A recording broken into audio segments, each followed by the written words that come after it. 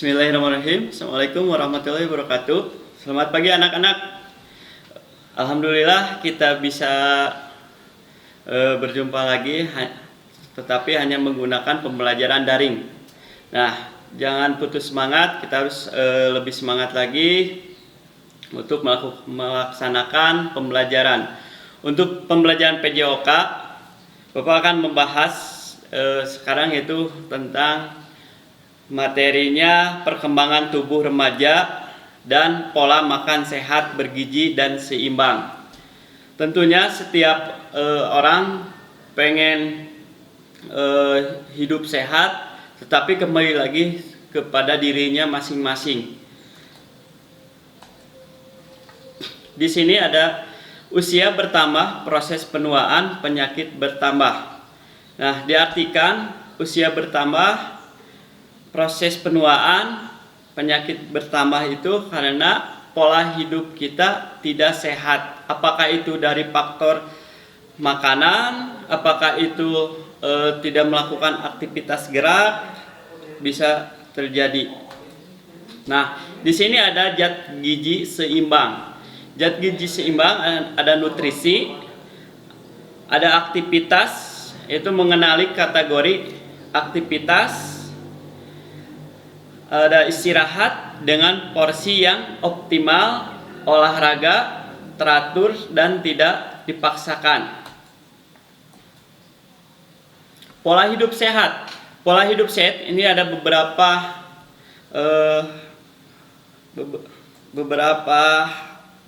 yang mengatur pola makanan dengan gizi seimbang.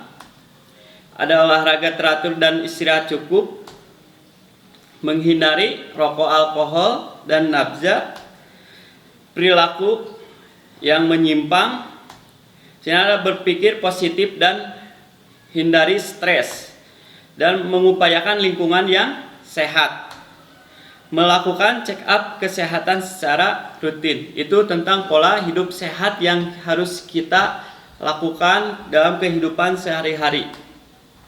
Nah, di sini ada 6 macam zat gizi makanan.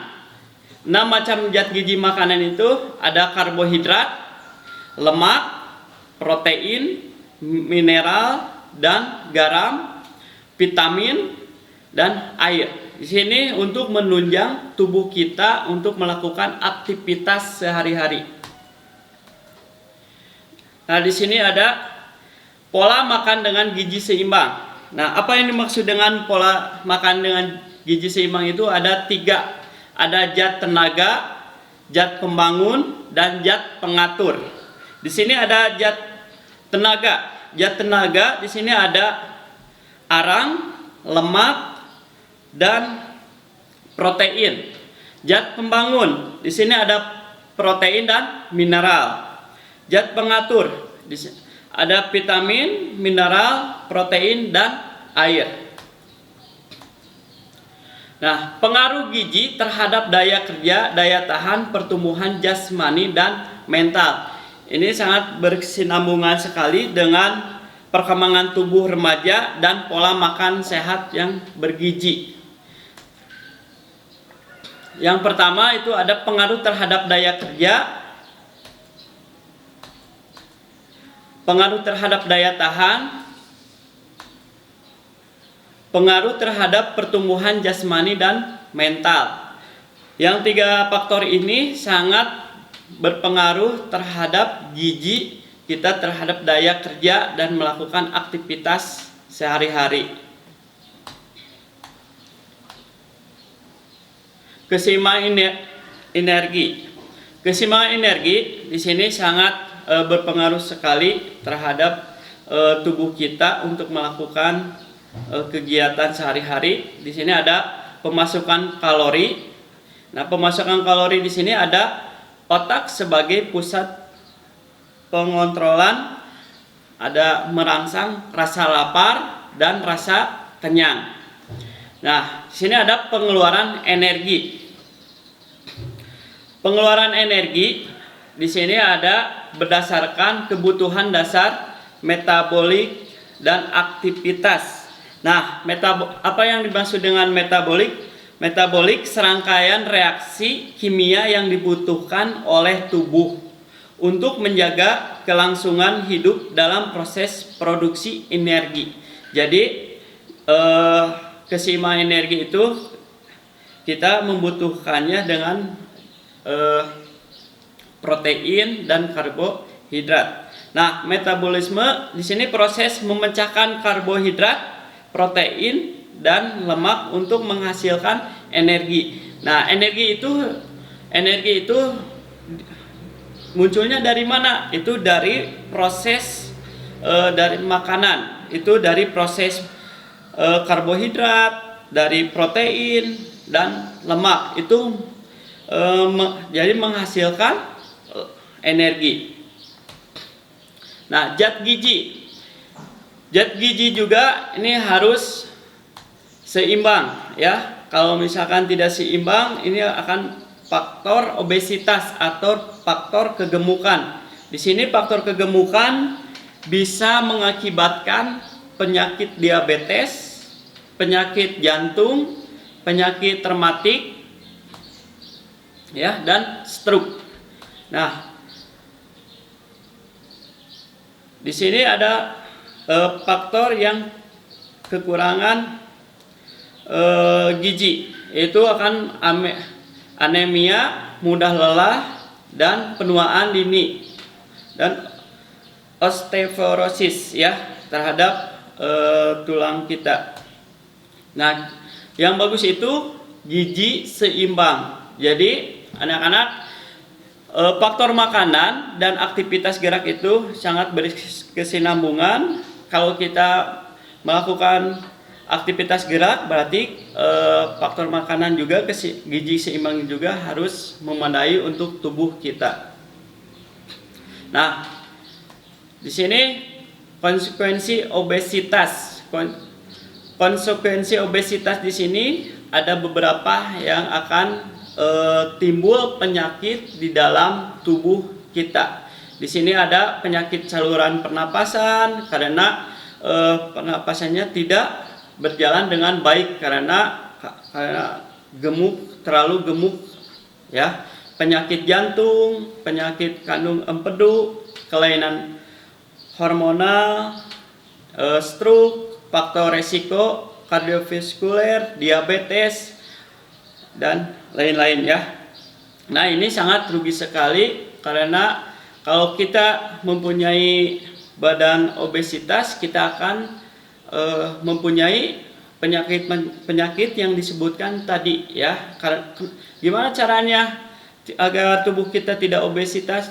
Berarti kita harus mengeluarkannya lemak itu tidak bisa dengan air panas atau misalkan es jeruk, itu tidak bisa. Berarti kita harus melakukan aktivitas sesuai intensitas tubuh kita, sesuai daya tahan tubuh kita.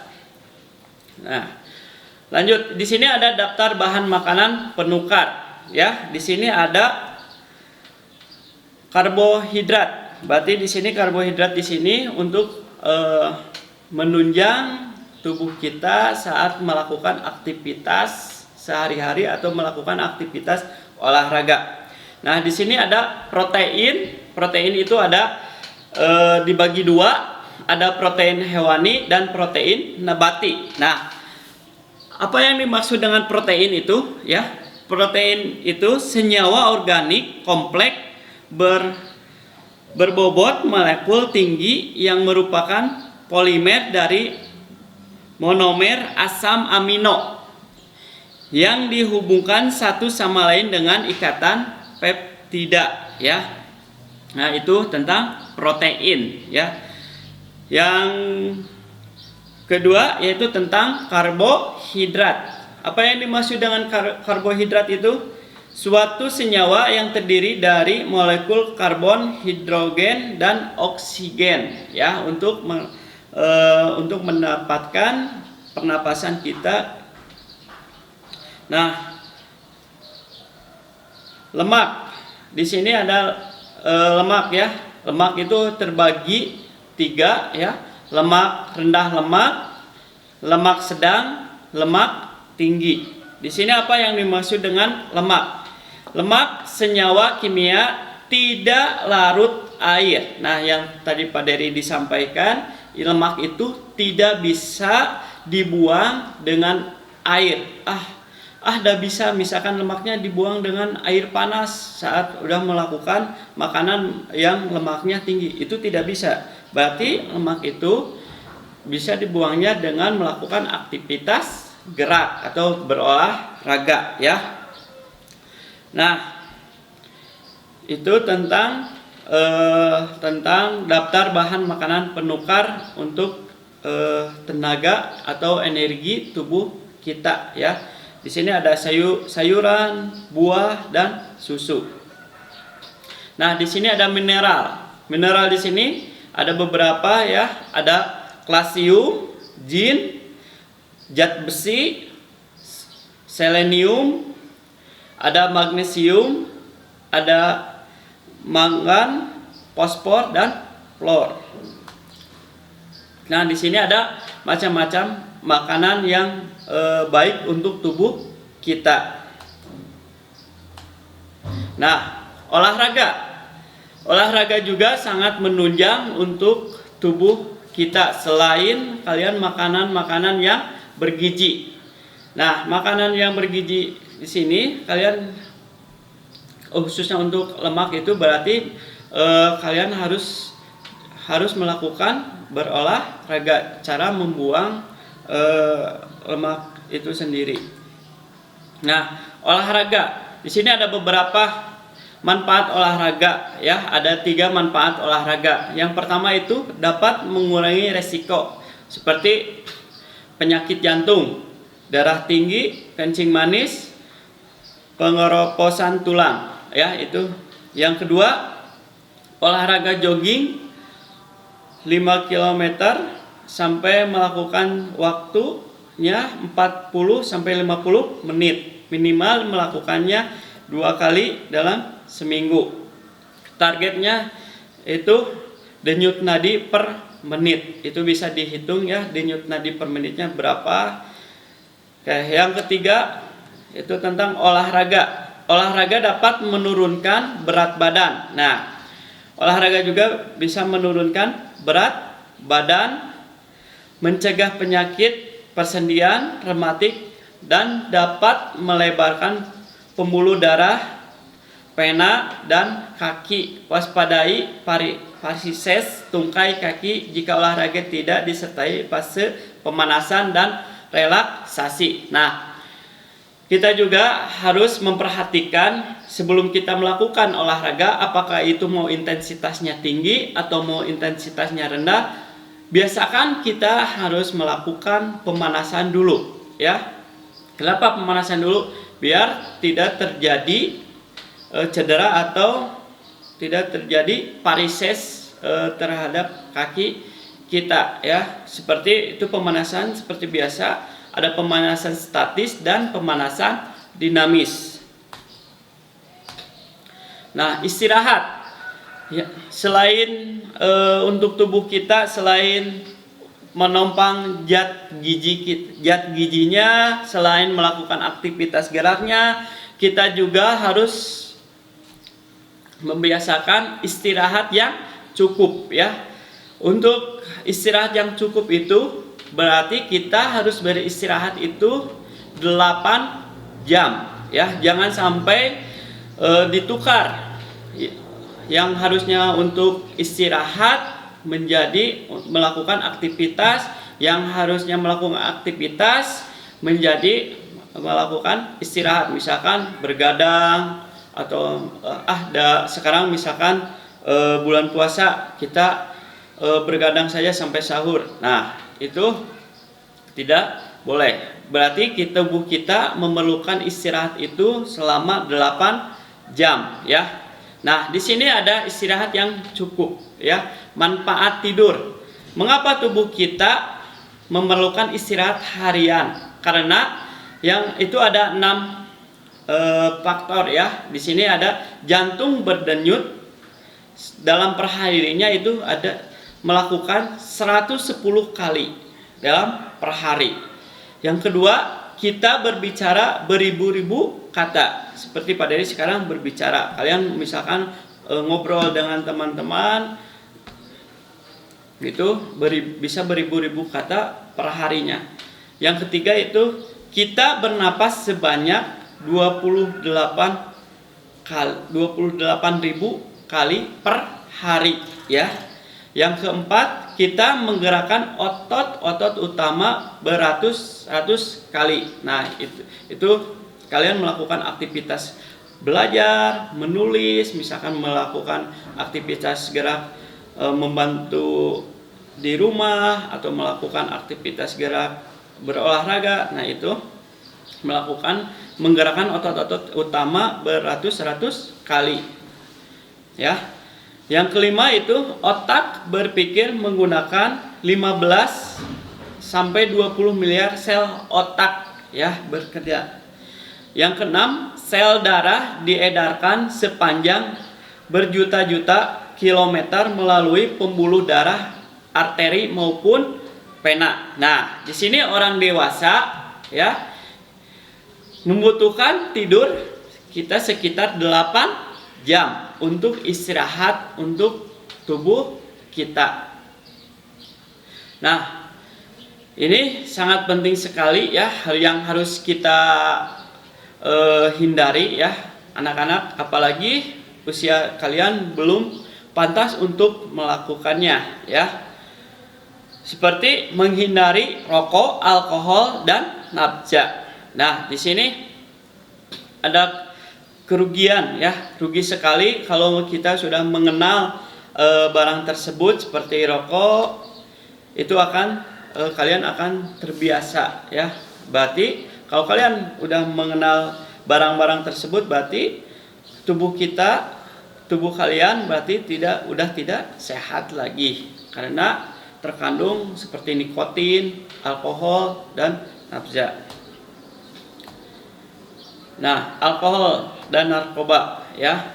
Di sini ada beberapa yang kerugian akibat merasakan alkohol dan narkoba. Di sini ada beberapa akibatnya. Yang pertama itu menyebabkan kecelakaan, berbagai tindak kekerasan ya, dan gangguan jiwa. Terus komplikasi kecenderungan overdosis, putus obat. Kalau kita putus obat berarti kita overdosis ya, karena kita ketergantungan dengan barang tersebut. Yang ketiga itu hepatitis akibat alkohol, hepatitis virus B dan C akibat jarum suntik ya. Itu bisa mengakibatkan kematian. Nah, di sini pengaruh lingkungan. Pengaruh lingkungan terhadap kesehatan juga kita sangat berpengaruh sekali, apalagi sekarang ya, pada saat sekarang ini kebersihan tubuh kita dan kebersihan di dalam rumah atau di lingkungan kita harus benar-benar dijaga ya. Nah, di sini sangat baik sekali ya untuk melakukan aktivitas gerak di luar rumah. Misalkan kita melakukan aktivitas olahraga ringan seperti sinar matahari pada pagi hari, baik untuk kesehatan, sumber vitamin D untuk tubuh kita. Nah, polusi udara oleh asap mobil, asap pabrik, asap rokok dapat menimbulkan penyakit paru. Berarti kita harus menghindari ada polusi yang Pak Dery sampaikan tersebut ya. Nah, yang ketiga, kurangi makanan tidak segar diawetkan dapat menyebabkan penyakit kanker ya. Yang keempat itu bersihkan lingkungan sekolah, air tergenang dapat meningkatkan resiko wabah demam berdarah ya. Nah, itu materi-materi yang Pak Dery sampaikan tentang perkembangan tubuh remaja dan pola makan sehat bergizi. Semoga bermanfaat buat kalian dan khususnya untuk Pak Dery. Nah, mungkin nanti ada evaluasinya akan dikirim melalui Google Form ya. Nanti latihan-latihannya akan melalui Google Form. Sekian dari Pak Dery. Mohon maaf bila ada kesalahan. Assalamualaikum warahmatullahi wabarakatuh.